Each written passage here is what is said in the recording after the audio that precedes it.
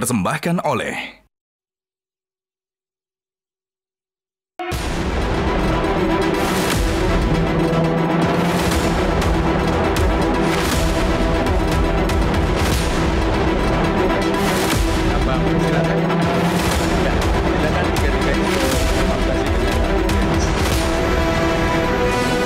menjatuhkan pidana kepada pihak terdakwa Harvey Muiz dengan pidana penjara selama 20 tahun.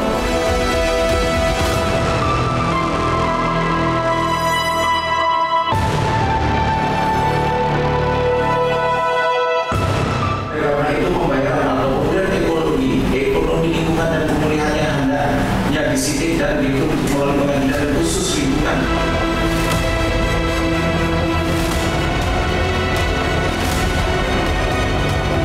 Justru kerjasama smelter ini menghasilkan keuntungan 233 miliar. Terus kerugiannya mana gitu? Pemirsa, Harvey Muiz, sosok yang selama ini lebih dikenal sebagai suami artis Sandra Dewi, setahun belakangan hidupnya tiba-tiba berubah drastis. Harvey terseret kasus korupsi tata niaga timah yang digadang-gadang sebagai kasus dengan kerugian negara terbombastis, yakni 271 triliun rupiah. Di pengadilan tipikor, Harvey dijatuhi vonis 6,5 tahun penjara. Namun, pil pahit harus ditelan Harvey. Majelis Hakim Pengadilan Tinggi DKI Jakarta memperberat hukumannya menjadi 20 tahun penjara dan malah harus membayar uang pengganti senilai 420 miliar rupiah. Jika Harvey gagal membayar uang pengganti tersebut, maka Harvey harus menanggung hukuman tambahan, yakni 10 tahun penjara. Maka jika ditotal, Harvey bisa saja harus menjalani 30 tahun penjara. Memangnya ada ya hukuman penjara sampai 30 tahun di Indonesia? Buat Anda yang gagal paham, kasus apa sebenarnya yang menjerat Harvey? Benarkah ada kerugian negara nyata yang mencapai 271 triliun rupiah? Angka kerugian 271 triliun sebenarnya bukan nilai uang yang dikorupsi para terdakwa, melainkan potential loss alias kerugian yang mungkin terjadi. Sangat berbeda dengan actual loss yang artinya kerugian nyata. Lantas dari mana angka kerugian 271 triliun muncul? Dari seorang pakar lingkungan IPB, Profesor Bambang Hero Saharjo. Prof. Bambang membuat analisa potensi kerugian ekologis, ekonomi lingkungan, dan juga biaya pemulihan kawasan hutan dan non-hutan dari tahun 2015 sampai 2022. Dari situlah didapati angka 271 triliun yang dihitung hanya sekitar 1,5 bulan. Kemudian pertimbangan baru muncul dalam pengadilan tingkat banding. Hakim banding memutuskan hanya memproses kerugian negara senilai 29 triliun dalam perkara korupsi. Dan menyebut kerugian lingkungan senilai 271 triliun harus dituntut di pengadilan khusus lingkungan, bukan dalam kasus pidana korupsi ini. Nah, dengan perkembangan terbaru dan juga vonis teranyar yang dijatuhkan kepada para terdakwa ini, apa langkah hukum berikutnya yang akan diambil pihak Harvey? Inilah kontroversi selengkapnya episode 271 triliun. Bersama saya, Zilvia Iskandar.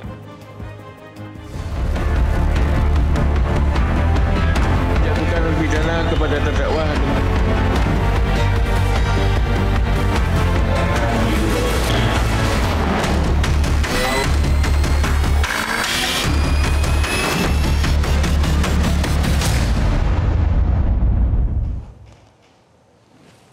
Pemirsa, untuk membahasnya sudah hadir 6 narasumber di Studio Metro TV. Di sebelah kanan saya adalah kuasa hukum Harvey Muiz, Junaidi Saibi. Selamat malam, Bang Jun. Selamat malam. Terima kasih sudah hadir. Kemudian juga ada pakar hukum pidana UPH, Profesor Jamin Ginting. Prof. Jamin, selamat malam. Selamat malam, Mbak Juga Zika. ada pakar ekonomi lingkungan IPB, Profesor Ahmad Fauzi atau Prof. Fauzi. Selamat malam. Selamat malam. Kemudian di sebelah kiri saya adalah Ketua Umum DPP Putra Putri Tempatan atau Perpat Bangka Belitung, Andi Kusuma. Bang Andi, selamat malam. Kemudian juga ada pakar hukum pencucian uang STIN, Yenti Garnasi. Bu Yenti, selamat malam. Kemudian juga ada pakar hukum pidana Universitas Pancasila, Prof. Agus Surono. Prof. Agus, selamat malam. Terima kasih semuanya sudah hadir di kontroversi malam hari ini. Saya akan ke Bang Jun terlebih dahulu. Akhirnya jaksa banding ke Pengadilan Tinggi DKI Jakarta dan vonis Harvey malah diperberat menjadi 20 tahun dari sebelumnya 6,5 tahun. Apakah ini mengejutkan atau sudah bisa diprediksi sebelumnya? Menurut saya ini berlebihan ya, karena kalau kita bisa lihat di dalam pertimbangan yang tadi juga disampaikan ya, bagaimana pertimbangan yang dibuat oleh majelis hakim ya.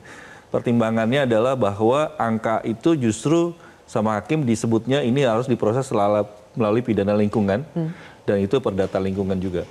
Jadi yang 29 triliun pun itu dihitung kalau kita lihat pada fakta persidangan ya. 29 itu ada 26 triliunnya itu adalah biaya yang dibayarkan kepada masyarakat membeli pasir timah. Lalu 3 triliunnya itu adalah biaya pemprosesan ya, jasa processing. Nah, kalau kita bicara tentang hitungan laba rugi ya, maka harusnya juga dari hasil itu kemudian berapa timah yang dihasilkan itu sebagai pengurang. Lalu juga berapa dari situ pajak-pajak yang sudah dibayarkan. Nah, nggak mungkin juga misalnya kalau misalkan itu kita bicara hanya pengeluaran saja. Jadi BPKP ini hitungnya cuma pengeluaran saja tanpa memperhitungkan pemasukan ya yang dihasilkan. Jadi menurut saya ini juga tidak tepat di dalam menerapkan. Jadi 29T hanya yang dikeluarkan tapi pemasukannya tidak ikut dihitung. Padahal dalam transaksi pasti ada yang masuk. Pasti kan kalau kita bicara transaksi yang namanya itu kan kita bikin neraca yang simpel aja ya. Itu ada pendapatan, ada pengeluaran. Baru kita tahu bikin balance-nya lalu kita bikin neracanya. Ini rugi apa laba? Kalau lebih banyak pengeluaran maka rugi. Kalau lebih banyak pendapatan namanya untung. Gitu kan laba. Nah, ini kan nggak pernah dilakukan. Lalu kalau kita lihat juga di dalam laporan keuangan secara sektoral dari PT Timah 2019 kita hadirkan dalam persidangan itu malah menunjukkan kerjasama processing ini menghasilkan keuntungan 233 miliar. Dan itu adalah kali pertama 2019 di mana PT Timah menjadi perusahaan terkemuka di dunia sebagai penjualan timah tertinggi di dunia. Jadi itu kali pertama di dunia. Jadi di Indonesia kali pertama PT Timah dan itu nomor 1 dunia 2019. Jadi itu terjadi kenapa? Karena kan biaya yang dilakukan itu juga kan harus ada yang diprosesnya juga harus seimbang sehingga itu yang mengurangi biaya tetap di dalam proses produksinya. Itu satu hal ya soal korupsi tata niaganya. Tapi yang sekarang 271 triliun sebetulnya kan di tingkat pengadilan tinggi ini semakin clear, Bang Jun. Hakim mengatakan dalam pertimbangannya bahwa ini tidak bisa dimasukkan dalam pengadilan tipikor. Bahkan kalau kita harusnya lihat, di pengadilan lingkungan. Bahkan kalau kita lihat sebenarnya itu hakim tinggi mau bilang ini nggak boleh dicampur adukan antara korupsi dengan lingkungan. Jadi sifat melawan hukum lingkungan itu nggak bisa dipakai dalam tindak korupsi. Nah ini yang sebenarnya mau dibilang sama si hakim tinggi ya. Nah sehingga kalau saya berharapnya adalah ini kita mesti balik lagi sama ada bukunya Mahkamah Agung itu hasil Rakernas Mahkamah Agung tentang agar tidak mencampur adukan antara lingkungan juga dengan korupsi. Itu dibuat catatan khusus ya di dalam Mahkamah Agung dan itu ada bukunya khusus itu. Dan itu kita lampirkan dalam pembelaan kita. Nah, satu hal lagi kalau saya mau lihat yang tadi dilihat bahwa Harvey harus membayar 420 miliar ya. Itu uang pengganti. Itu adalah juga nggak pernah ada hitungannya itu. Jadi nggak pernah ada hitung bukunya. Jadi kalau kita ngomongin kerugian itu adalah harus berdasarkan buku, harus berdasarkan audit ya. Tapi 420 miliar itu justru berasal dari desakan kepada Helena. Jadi berapa transaksinya semua? Ya kurang lebih hampir 30 juta dolar. Kemudian itu dirupiahkan. Nah, dan itu dihitung rupiah 420 miliar. Dalam teori hukum acara pidana, ketika keterangan daripada orang yang diperiksa itu sebagai satu-satunya jalan atau satu-satunya bukti yang dipakai untuk menghukum dirinya, maka apa yang dilakukan dalam persidangan itu adalah melanggar non-self-incrimination. Sehingga muncul angka uang pengganti yang menurut Anda itu nggak pernah ada hitungannya. Tidak pernah ada hitungannya. Oke, baik. Di situ dulu, Bang Jun, saya ingin minta tanggapan dari Bang Andi karena bukan hanya vonis di pengadilan tinggi yang sekarang sudah diterima atau dihadapi oleh pihaknya Bang Jun dan mungkin nanti akan ada langkah hukum berikutnya. Tapi langkah hukum juga dilakukan oleh Bang Andi Kusuma dengan melaporkan Harvey ke Baris Krim Polri. Itu atas dasar apa pelaporannya Bang Andi? Jadi kami dari putra-putri tempatan Bangka Belitung, kami ikuti perkembangan kasus mega korupsi tata niaga timah. Katanya kerusakan lingkungan yang mengakibatkan kerugian negara 271 triliun. Terus habis itu kita temukan di fakta persidangan, kita lihat, kita telusuri berubah ya. Jadi naik 300 triliun. Nggak berubah 152 triliun. Jadi Nggak, di dalam keterangannya dia naik dulu. Ya. Tapi dalam persidangan jadi 152 Pada saat triliun. di fakta persidangan Berubah. 152 triliun. Baru 152 triliun. Nah, jadi Bambang Hero merubah. Bambang Hero ini, Profesor Bambang Hero adalah sumber kegaduhan. Ya. Dia tidak menjalankan sumpah jabatan dia selaku saksi ahli, ya. Jadi Profesor Bambang Hero juga kami laporkan, ya. Oh, jadi bukan hanya Harvey, tapi Ya. Profesor Bambang Hero kami laporkan. Profesor Bambang Hero, pemirsa, sekali lagi adalah ahli Iya. yang menghitung potensi kerugian lingkungan itu, makanya keluar angka 271 triliun. Itu juga Anda laporkan. Ya, kami laporkan. Itu Anda sebut sebagai sumber kegaduhan. Ya, sumber kegaduhan. Karena memberikan dalam hal ini perhitungan, ya, 271 triliun itu terlalu berlebihan, mengada-ngada, nggak ada dasar. Saat sekarang ini, apa betul kondisi perhitungan katanya kerusakan lingkungan di Bangka Belitung kurang lebih 17363 ribu hektar. 17363 ribu hektar, katanya berdasarkan dakwaan jaksa itu PT Timah 1 tahun 40 ribu metrik ton timah balok. Dikali 8 tahun. Kali 8 tahun kurang lebih 320 ribu metrik ton. Kita pisahkan laut dan darat, 160 ribu metrik ton. Oke. Dakwaan jaksa 5 meter menghasilkan 68 ribu metrik ton timah balok. Oke. Jadi totalnya 226 ribu metrik ton. Dikonversi ke dalaman galian 10 meter, ya kurang lebih 972 juta kubik. Oke. Kalau dikonversi ke hektar hanya 9.720 hektar. Singkat kata supaya mudah dipahami pemirsa, Bang Andi, berarti hitungan-hitungan itu Hitungan tidak mempunyai dasar perhitungan, dan juga yang kami heran juga Kejaksaan Agung Dalam persidangan pun ya Mbak Zilvia, bahwa Bambang Hero pun dia tidak bisa membuktikan tentang petanya ya. Jadi petanya itu diambil dengan menggunakan Google Map ya, Google Earth. Dan itu jaraknya jauh sekali. Lalu kita pakai Google ya, kita pakai peta yang jaraknya cuma setengah meter. Baik. Dan itu kita tunjukkan di dalam persidangan. Pada waktu kita tanya sama Bang Hero, ahli ini juga nggak bisa bedain antara bekas galian timah dengan pasir kuarsa aja nggak bisa bedain. Ya, jadi kita meragukan juga di Bangka itu bukan hanya penambangan timah. Di Bangka itu ada namanya tambang pasir, Ya. ada tambang kaulin, Ya. ada juga tambang batu. Ya, jadi bukan hanya tambang timah. Jadi seharusnya Profesor Bambang Hero harus bisa mempertanggungjawabkan. Ya. Jadi di persidangan dia tidak bisa ya menjelaskan dari di mana kerusakan tersebut, apakah di dalam IUP PT Timah atau di luar IUP PT Timah. Oke. Itu tidak bisa dijelaskan oleh Bambang Hero. Yang terakhir dia mengatakan bahwa saya malas menjawab.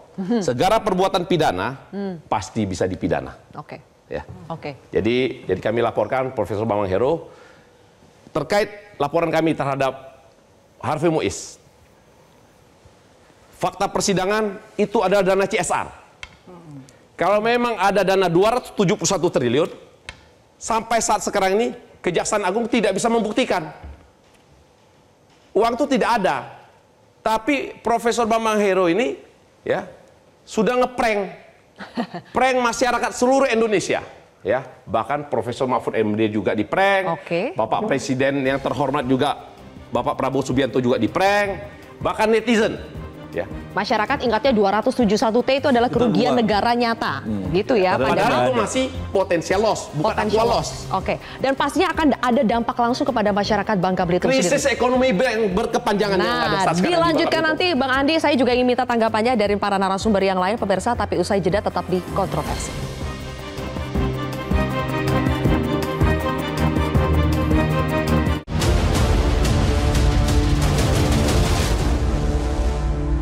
Dipersembahkan oleh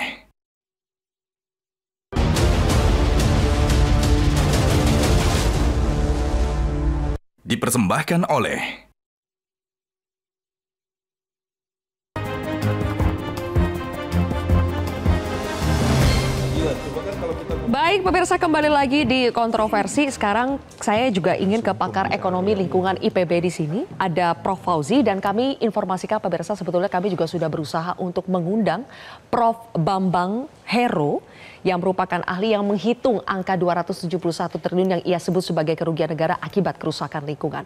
Nah, di sini juga ada pakar yang kami yakini memiliki kepakaran serupa.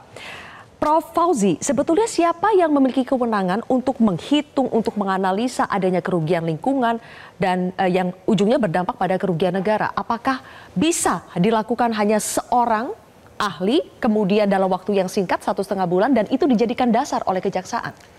Ya, pertama memang itu ada dasar di Permen 7 2014 ya, yang di situ memang kewenangannya ada di KLH yang untuk menunjuk ada 2 pasal di sana. Pasalnya dan atau begitu ya. Satu ahli lingkungan atau ahli valuasi lingkungan dan atau.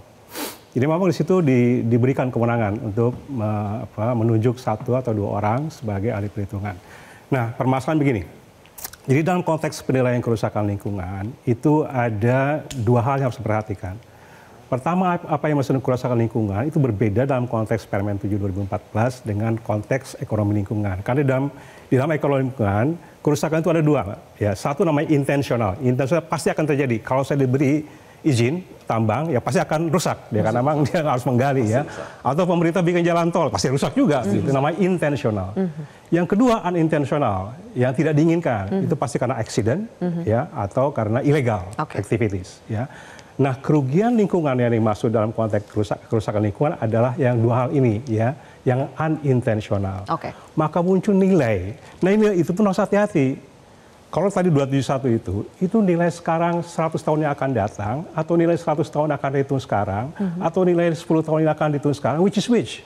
We don't know. Semua itu 271 bilangnya begitu ya. Tidak jelas ya itu? Tidak jelas. Yang kedua, perspektif dengan nilai ini, untuk memunculkan angka itu dalam protokol di berbagai negara itu sangat rigid, Mbak, ya, sangat rigid. Kasus terbesar yang terjadi di Amerika adalah Exxon Valdez dan Deepwater Horizon, ya. Untuk menghitung itu perlu waktu sampai 17 tahun. 17 tahun? Ya, sampai settle dia, ya, dengan total kerugian waktu itu kerugian lingkungannya saja Exxon Valdez hanya 2 miliar US dollar. 32 triliun ya kurang lebih. Dan British Petroleum yang Deepwater Horizon total kerugian kan 8,8 miliar US dollar, kurang lebih 140-an triliun ya. It takes time untuk menghitung itu dan ada panel yang menguji. Kalau ada yang bisa menghitung dalam waktu 1,5 bulan ya, untuk nilai kerugian 771 triliun? Yes, saya tidak menjudge kapasitas seseorang ya. Guinness Book Records ya kayaknya. Tapi perlu verifikasi. Ya, angka itu perlu verifikasi. Apalagi menyangkut uang yang besar, apalagi menyangkut negara ya. Itu perlu verifikasi dari para panel yang juga tidak hanya satu panel, satu orang ya. Di situ ada ahli ekonomi, ada lingkungan, bahkan di Amerika ada sosiologi, ada psikologi juga. Oh, tidak boleh satu orang saja ya? Tidak boleh. Karena itu perlu verifikasi dan validasi. Profesor Bambang Hero harus mempertanggungjawabkan perhitungan yang tidak bisa dipertanggungjawabkan oleh seorang Profesor Bambang Hero. Tapi ternyata itu dijadikan oleh kejaksaan sebagai rujukan ya, Pak Agus dulu dan Bu Yenti nanti boleh menanggapi juga. Ketika kejaksaan menjadikan hitungan Prof. Bambang Hero itu sebagai rujukan untuk ada menghitung potensi kerugian ekonomi sebesar 271 triliun, apakah itu berarti kejaksaan juga salah menjadikan itu sebagai rujukan, Pak Agus? Begini, saya tidak dalam kapasitas untuk menilai apakah kejaksaan salah atau tidak salah, tapi saya melihat 2 putusan yang menurut hemat saya perlu kita pahami mengapa kok hakim pada tingkat pengadilan tinggi itu berbeda memutuskan di tingkat pengadilan pertama. Itu saya kira itu menjadi crucial point untuk pada diskusi kita malam hari ini. Oleh karena itu saya berpendapat bahwa hakim pada pengadilan tinggi mengapa kok kemudian berpendapat berbeda, karena memang ada dasarnya juga. Di KUHP juga diatur 240, 241 dan seterusnya. Di Perma nomor 1 2020 juga pengadilan juga atau hakim juga mempunyai aturan main bagaimana cara memutuskan atau melakukan satu pemidanaan terkait dengan pasal 2 pasal 3 itu. Jelas clear di situ dan itu menjadi kewenangan sepenuhnya hakim untuk menilai apakah memang dasar penghitungan itu menurut hakim ya, saya mengatakan menurut hakim itu bisa dijadikan sebagai pertimbangan atau tidak. Sekali lagi tentu kalau kita lihat kan berbeda tuh antara putusan pengadilan tingkat pertama dan kemudian pengadilan tingkat banding. Oleh karena itu pengadilan tingkat banding bisa saja mengoreksi, bisa saja membuat putusan yang berbeda terkait dengan putusan yang sebelumnya. Nah, oleh karena itu kita harus hormati putusan pengadilan tingkat banding itu dan nanti kita lihat saja di endingnya. Saya melihat karena ini masih berproses. Saya yakin juga dari pihak kuasa hukum terdakwa juga mempunyai hak juga untuk kemudian melakukan upaya-upaya hukum. Jadi Pak Agus supaya endingnya akan bebas ya Prof, karena kalau kita lihat kan tadi dari tidak tentang menilai melawan itu. hukumnya itu kan dia melawan hukumnya dibilang ini lingkungan bukan masuk korupsi, jangan campur adukan. Saya tidak menilai itu karena itu bukan kewenangan saya. Saya hanya sebagai akademisi, kecuali kalau saya hakim, saya bisa berpendapat kan. Tapi itu pun juga saya tidak berpendapat di ruang sidang ini. Prof Agus, yang jelas adalah pada tingkat pertama hakim itu memasukkan 271 triliun sebagai dasar pertimbangan akhirnya menjatuhkan vonis. Tapi di hakim banding yang pengadilan tinggi yang 271 triliun itu tidak dimasukkan ya. Karena dibilang harus melalui pengadilan lingkungan khusus. Karena ada pasal 241 KUHP itu hakim pada tingkat pengadilan berikutnya bisa mengkoreksi kan. Bisa mengkoreksi atas putusan pengadilan yang dianggap itu tidak pas begitu. Dan seterusnya nanti naik ke atas kalau misalkan mau dilakukan upaya hukum selanjutnya. Nggak, tapi kalau kita lihat korupsi itu perhitungannya harus actual loss atau potential loss. Ya kalau itu semua ahli hukum pidana saya kira sudah paham. Nah, berarti kalau misalkan dihitungnya dia potential loss, MK dimasukkan potential loss dalam tingkat pertama berarti salah dong. Ya begini Pak, jadi untuk menilai salah tidak salahnya kan tentu ada parameter-parameternya. Di parameternya kita ada asas hukum aja. Kalau asas hukumnya nggak sesuai ya kita ngapain kita bicara. Mengapa kok kemudian hakim pada pengadilan itu kan ada 3 paling tidak sehingga yang jadikan sebagai pertimbangan. Ya kenapa kok itu tinggi, sedang, rendah dan seterusnya kan ada dilihat dari bagaimana skala perbuatan itu seperti apa. Dan seterusnya kan. Katakan misalkan ada kerugiannya seperti apa. Kerugian yang jangan maksudkan itu adalah kerugian negara yang bisa dipisahkan dalam pasal 2, pasal 3 itu ada 2 kan. Kerugian yang sifatnya kerugian keuangan negara yang nyata dan pasti tadi dan kerugian perekonomian negara. Tapi dalam hal ini kan adalah kerugian perekonomian negara kan itu kalau menurut saya kerugian perekonomian negara itu ketika kata dapat itu dihapuskan maka secara mutatis mutandis kerugian negara itu menjadi hilang. Kenapa? Karena kerugian perekonomian negara itu adalah suatu kerugian yang tidak bisa dinilai secara pasti. Dia bersifat. Saya berbeda pendapat karena actual loss yang ketika ada putusan Mahkamah Konstitusi itu adalah berkaitan dengan permohonan judicial review frase dapat berkaitan dengan unsur kerugian keuangan negara. Sedangkan mengenai tafsir kerugian perekonomian negara itu belum. Ini jangan terlalu konsen dibicara soal penerapan ini undang-undang korupsi ya atau undang-undang lingkungan. Sekarang kita bicara peristiwa hukumnya. Nah, tapi kan kalau kita bicara ya di dalam putusan banding juga dicatatkan bahwa ekonomi lingkungan itu tidak bisa dihitungkan.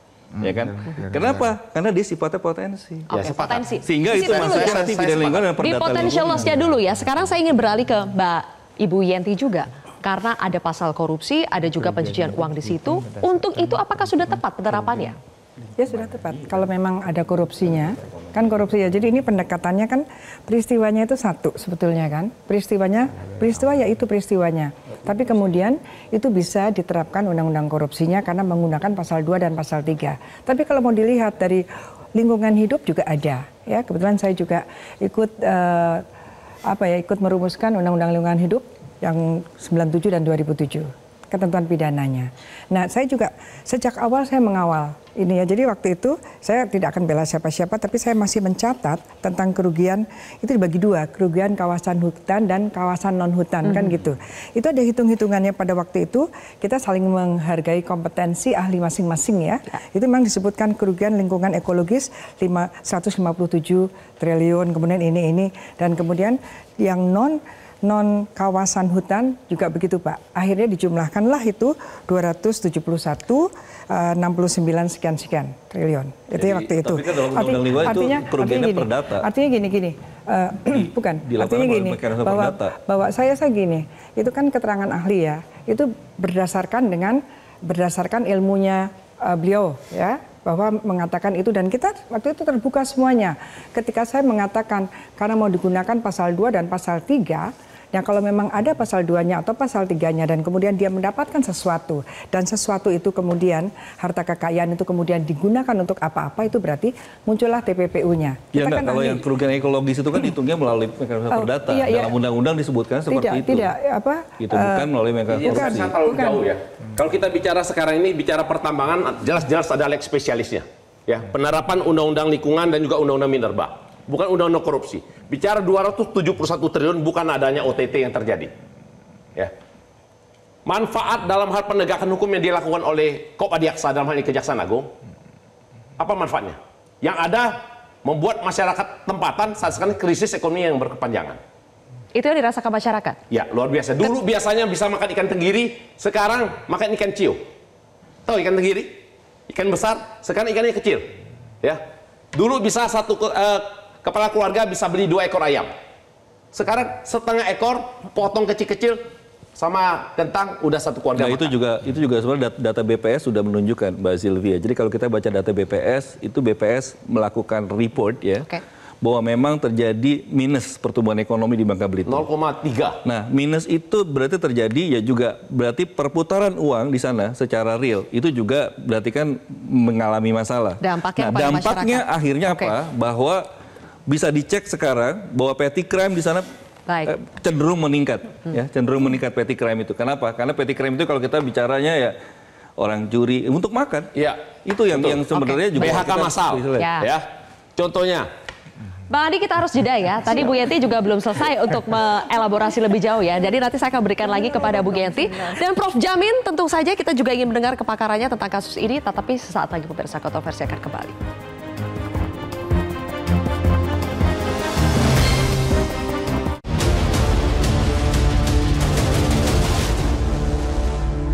Dipersembahkan oleh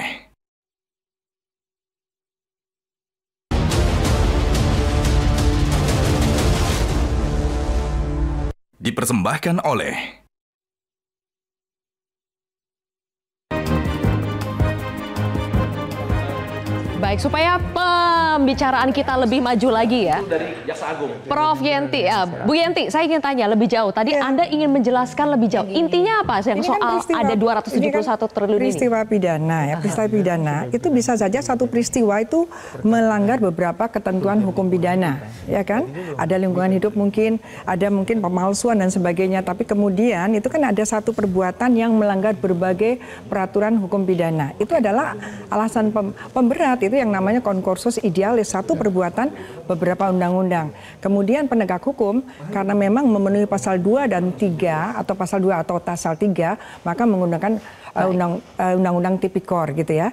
Nah, pada waktu 271 karena saya sejak awal bersama-sama ya berkali-kali bertemu, pada waktu itu beliau juga menerangkan, bahkan saya menghitung, saya juga ingin tahu apa sih itu adalah ini ada satu perbuatan yang kemudian ada pasal 2 dan pasal 3 dan kemudian ada perhitungan bahwa karena itu berkaitan dengan lingkungan dan itu juga ada kerugian negara, pendekatannya kan seperti itu, melawan hukum atau menyalahgunakan kewenangan, ada yang diuntungkan, merugikan keuangan negara, masuk korupsi. Ya kan gitu ya.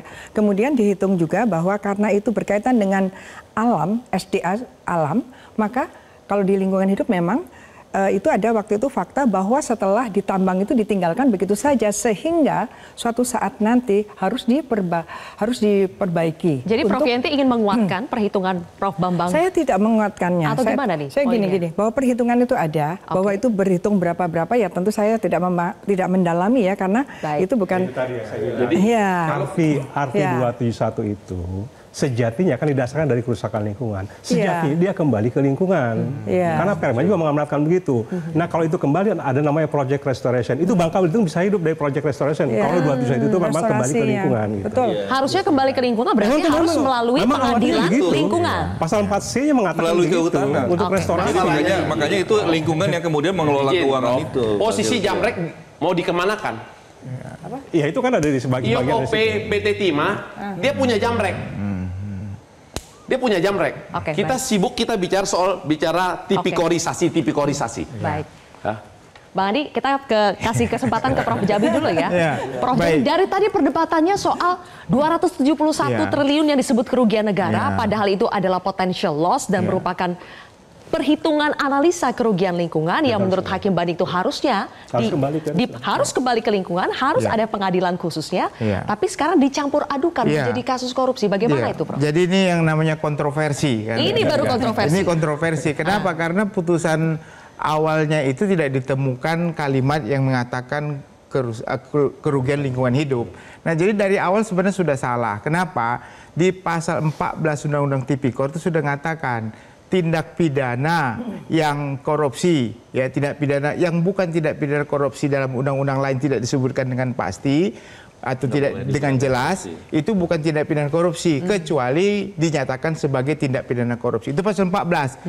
Kenapa ada pasal 14 itu? Karena waktu pembentuk undang-undang tipikor itu khawatir jangan sampai semua tindak pidana itu jadi tindak pidana korupsi. Nah, kita alami sekarang saat ini. Yang kita alami saat ini adalah tindak pidana lingkungan hidup yang kerugiannya harus dihitung dengan lingkungan hidup dan hukumannya dengan lingkungan hidup ditarik ke tindak pidana korupsi. Padahal di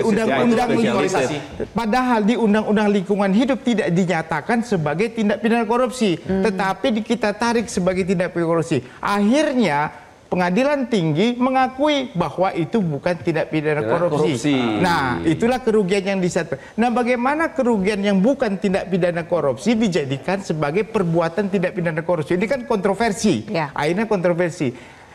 Kita harus akui, ya, harusnya kalaupun dia pakai tindak pidana ini sebagai suatu mau pakai tindak pidana pengembalian keuangan negara melalui tindak pidana korupsi, dia pakai pasal 32.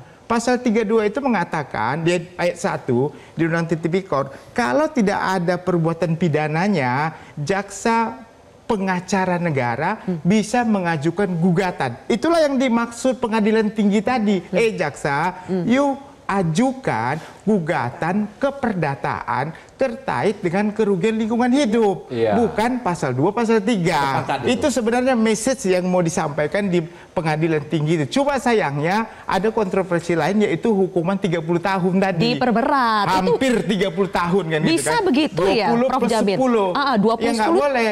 Kalau kita lihat ya di pasal 12 KUHP ayat ke-4 ya. Sekarang kalau di KUHP yang akan datang ini pasal 68 itu ya. Hukuman maksimum terkait dengan hukuman waktu tertentu itu cuma 20 tahun. Tidak boleh lebih dari 20 tahun.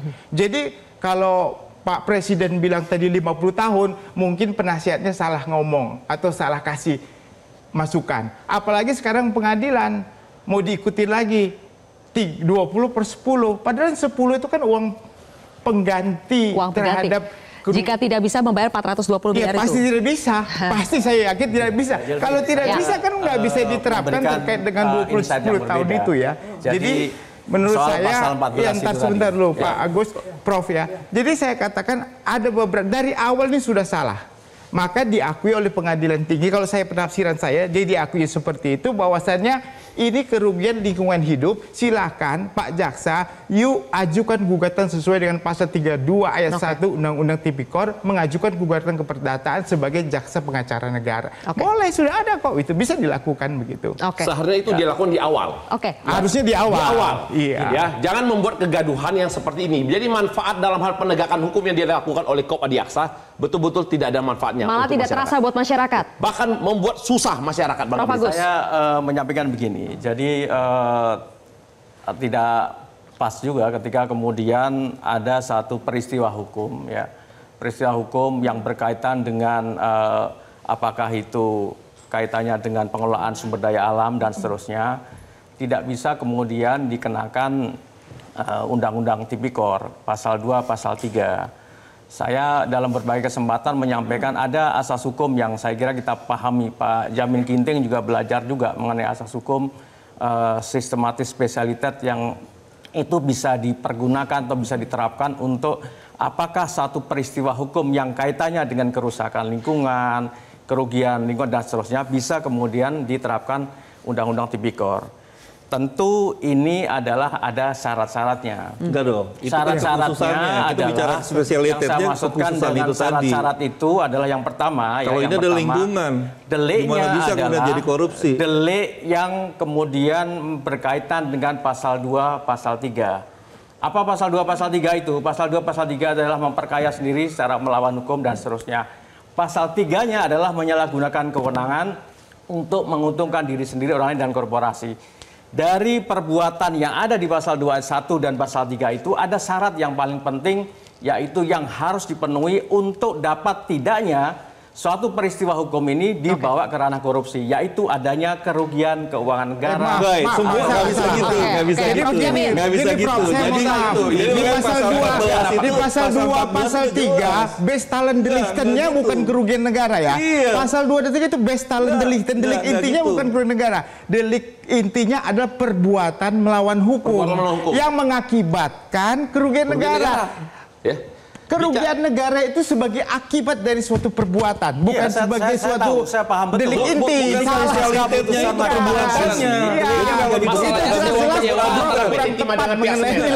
Di dalam Mahkamah Agung disebutkan seperti itu. Itu ada legal opinion-nya. Jadi best talent delicten pasal 2 itu adalah perwederly hate terkait dengan tindak pidana korupsi, bukan akibat dari perbuatan. Yang dipidana adalah perbuatan yang melawan hukum, bukan akibat. Jadi tidak semua kerugian negara itu adalah korupsi. Syarat untuk dapat diterapkannya. Tidak semua ada unsur kerugian negara adalah korupsi. Enggak. Loh iya, itu yang Bapak paham.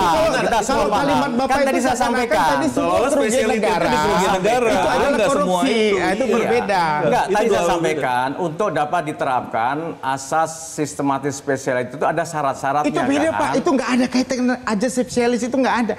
Ini buktinya pengadilan yang sudah berkekuatan hukum tetap, maka kita koreksi yang sekarang. Sudah berkekuatan hukum tetap sering sudah memutuskan kasus-kasus perkara itu menjadi suatu hal yang sering diputuskan, bukan berarti dia menjadi benar. Jadi hal yang salah berulang kali dilakukan tidak pernah jadi benar, dia akan tetap jadi salah. Begini dong. Jangan gitu ya. Jadi kesalahan itu nggak bisa berulang-ulang jadi benar.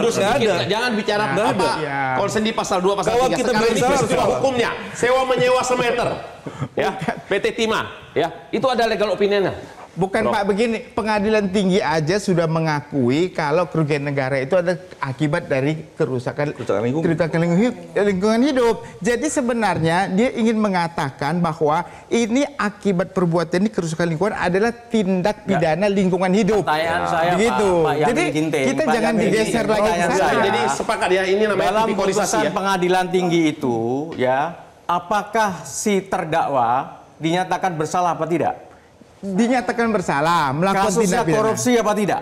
Kasus korupsi. Sudah, itu tapi kan itu menurut pandangan pengadilan tinggi. Tapi kita nggak mengamini karena contoh Bapak saya tanya, apakah benar hukuman bisa 20 tahun lebih dari 20 tahun? Oh, kalau soal hukuman itu konteksnya berbeda. Sekarang kita baca putusan. Boleh nggak itu? Tadi kan saya masuk kepada ketika Bapak berpendapat soal pasal 14. Tadi katanya kan putusan pengadilan. Bapak menyatakan pasal 14. Pasal 14 Undang-Undang Tipikor kan, Bapak mulai dari situ. Yang saya berbeda pendapat dengan Bapak soal pasal 14. Pasal 14. Karena tidak ada satupun undang-undang yang secara eksplisit menyatakan bahwa undang-undang pajak.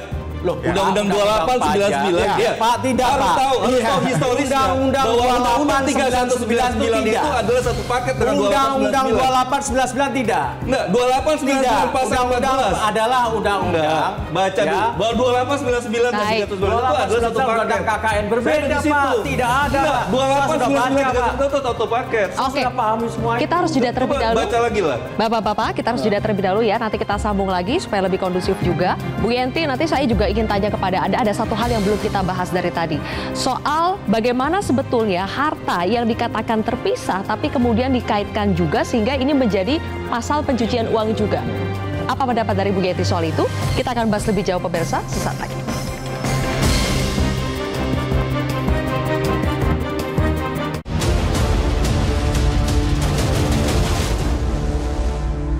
Dipersembahkan oleh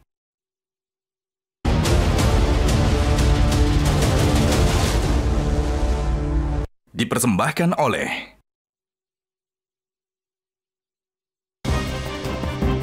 Kita tiba di segmen terakhir kontroversi, pemirsa. Bu Yenti, kali ini saya ingin khusus tanya soal ini lanjutan ya, tapi penting juga untuk ditanyakan. Harvey dengan Sandra pasangannya itu hartanya sudah terpisah, tapi kenapa harta yang sudah pisah harta ini ternyata juga ikut disita? Ya, ini juga ya dalam TPPU itu kan memang dikatakan pencucian uang itu harus betul-betul berdasarkan kejahatan asal. Yang namanya pencucian uang itu adalah whoever enjoy his fruit of crime, siapapun yang menikmati hasil kejahatan, it's mean harus ada kejahatan asal dulu dalam hal ini ya, menurut saya sampai saat ini adalah misalnya korupsi misalnya ya, atau nanti lingkungan hidup. Kemudian dia dapat berapa dari situ, kemana itu dia baru TPPU. Dan tempus delicti menjadi sangat penting, artinya yang disita pun sejak kejadian itu, tidak boleh juga mundur ke belakang ketika belum ya. Harus sejak kejadian itu. Iyalah. Karena jadi harta-harta yang didapatkan sebelum kejadian tidak boleh seharusnya. A process of crime, it's the only harus hasil kejahatan. Jika sebelumnya sudah ada harta ya tidak ya. Kalau kemudian ada harta terpisah itu setahu saya ya, saya bukan perdata, itu kan pada waktu menikah akan harta terpisah. But it doesn't matter about that. Kalau yang bersangkutan ini kemudian mendapatkan dari suaminya memang itu dari hasil kejahatan, ya dia kenalah TPPU. Jangankan istri yang harta terpisah, orang lain yang diberikan kalau itu harta kekayaan dari hasil kejahatan dan dia tahu atau paling tidak dia disentuh beralasan untuk tahu, itu mencurigakan. Itu ya dia kena TPPU juga. Dalam persidangan Sandra Dewi mengakui banyak sekali dia bisa menjelaskan semua harta-harta yang didapat. Dan bagaimana kemudian dia menjadi ambasador, lalu itu ada tabungan yang itu anak-anaknya dengan gitu dia di Bank Niaga, yang itu dia menjadi ambasador Bank Niaga, dan itu juga harus dibekukan. Dari waktu mengucurkan itu ya, ini kan kita berbicara orang melakukan tindak pidana yang didakwakan pada waktu itu adalah korupsi. Hasil korupsinya itu mengalir kemana? Nah yang ngalir ini ada nggak di situ? Nggak ada. Bahkan ada apartemen yang itu didapat jauh sebelum 2015, jauh sebelum perkawinan itu dengan Harvey, itu juga disita. Guys, itu nggak benar sih menurut saya. Nah, itu emang nggak benar. Maka harusnya tidak boleh begitu ya. Yang penting nggak benar. Hati-hati dengan penyitaan ya. Bahkan apalagi korporasi itu harus hati-hati sekali dalam hal menyita, apalagi menyegel dan sebagainya. Harus betul-betul diperhitungkan sejak uang yang masuk itu saja. Jangan sampai penegakan hukum justru menimbulkan akibat kerugian yang lebih besar lagi ketika putusan dijadikan. Sudah kita tangkap ya poinnya ya. Oke, Bang Jamin mau komentar di situ? Jadi saya mau komentar sedikit. Kalau ada harta yang disita atau dirampas, kita tahu ya pasal 39 KUHP sudah mengatur hasil kejahatan, digunakan untuk kejahatan atau yang menghalangi. Nah, kalau tidak pernah dibahas dalam putusan harta itu apa kaitannya dengan perbuatan TPPU ataupun itu nggak boleh disita, apalagi diblokir. Itu melanggar hak asasi loh. Melanggar hak asasi. Tapi pada kenyataannya diblokir semua. Ya itu nggak boleh. Jadi harus dijelaskan apa kaitan harta tersebut dengan perbuatan. Kalau nggak pernah dijelaskan tiba-tiba disita itu melanggar hak asasi. Yang perlu juga dicermati adalah terkait dengan Pak Riza ya. Bahwa Pak Riza itu kan bertugas dia 2016.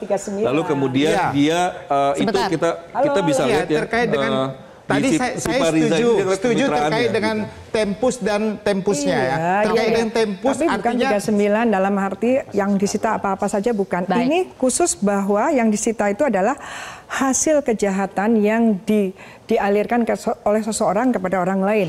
Nah yang mengalirkan itu adalah pasal 3, yang menerima aliran adalah pasal 5. Itu kalau memang yang diterima itu adalah memang dari situ. Bukan yang Pak Riza itu sama sekali nggak pernah ada aliran loh. Itulah yang aliran nggak ada sama sekali, lalu dia disuruh bayar berapa ratus miliar. Kalau saya melihat di media ya, saya waktu di media kita terbatas, ya, Bapak Ibu memberikan untuk hadiah dan Natal. satu hal lagi, saya ingin mengatakan di dalam bukti persidangan dan kita melakukan juga menyampaikan harus ada sama sekali aliran nggak ada. Dan kita bisa lihat juga bahwa kejadian itu adalah kalau tanpa ada sedikit saja ya. Nggak akan pernah aliran itu apa kan bentuknya macam-macam, bisa transaksi, bisa transfer, bisa diberikan banyak bukti-buktinya. Oke, saya ingin maju lagi karena waktu kita terbatas lagi ya. Soal dampak kasus ini terhadap masyarakat Babel yang banyak disebut ini adalah penambang ilegal. Itu sudah sering kita dengar ya, Bang Andi. Itu yang kami prihatin. Nah, kenapa Anda prihatin dulu? Prihatin kalau memang konteksnya, kalau ini dibiarkan, ya, maka seluruh masyarakat tempatan yang hanya menambang untuk kebutuhan perut, besok semua akibat katanya kerusakan lingkungan, semuanya dikenakan pasal tipikor semua. Enggak gitu. Nah, di dalam putusannya, Pak Riza dianggap penerima 453 miliar ya. Yang itu kalau kita bisa lihat, kalau misalkan dia itu ngambil ya, terus penambang nggak dibayar, ya Pak Riza udah pasti nggak akan hidup lama di sana dan nggak akan sampai. Ya, satu hal yang saya penting dulu. Jadi begini, Bang Riza kan menyelesaikan nggak ada. Oke. Hal yang Prof Jamin. Gini. Soal Prof Jamin sebentar, soal kerjasama kemitraan penambangan kan sebetulnya sudah diatur ya dalam Undang-Undang Tambang dan juga Permen ESDM. Jadi sebetulnya ada atau tidak penambangan ilegal itu, istilah itu, Prof Jamin? Ini kan orang dikasih kerjaan sama PT Timah. Dia sebagai yang tolong kamu kerjain itu, dia ngerjain sesuai dengan aturan. Laporannya ke PT Timah, berarti yang bertanggung jawab siapa? Ya PT Timah. Kita kan cuma mengerjakan apa yang diperintahkan.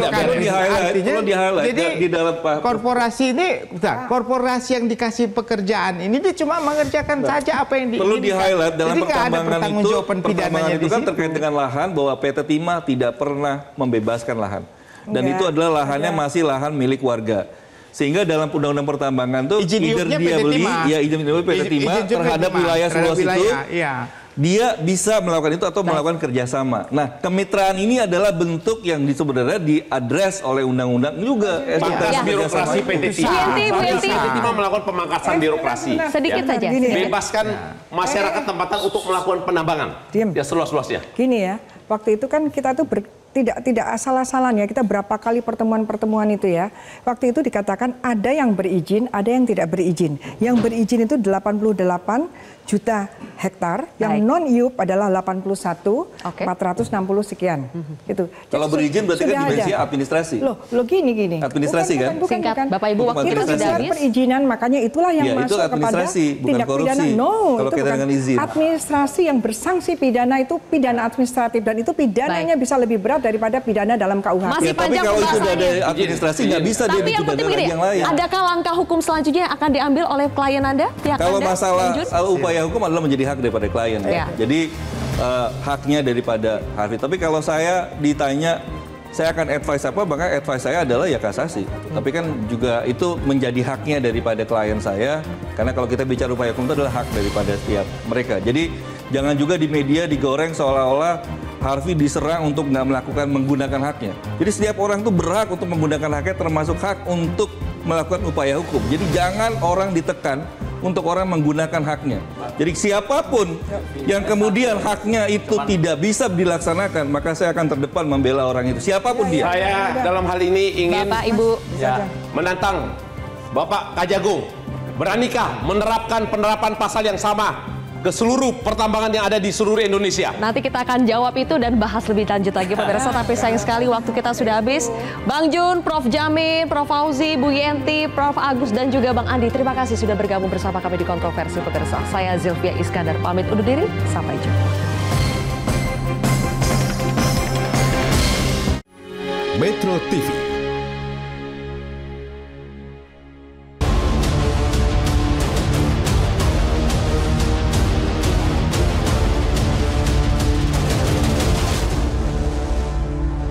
Dipersembahkan oleh Jelajahi cara baru mendapatkan informasi. Download Metro TV Extend sekarang.